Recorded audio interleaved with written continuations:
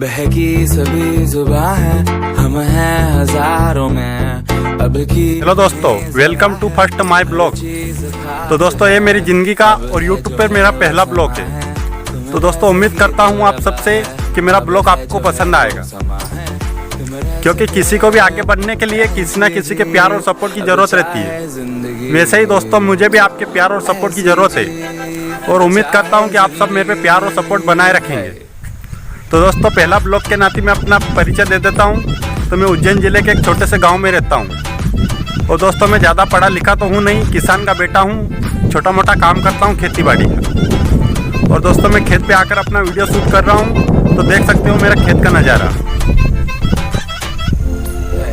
दोस्तों, चारों तरफ सोयाबीन की फसल खड़ी है और ये देख सकते हो हमारे खेत का, जो मैं खेत पे रहता हूँ, वहाँ का नज़ारा।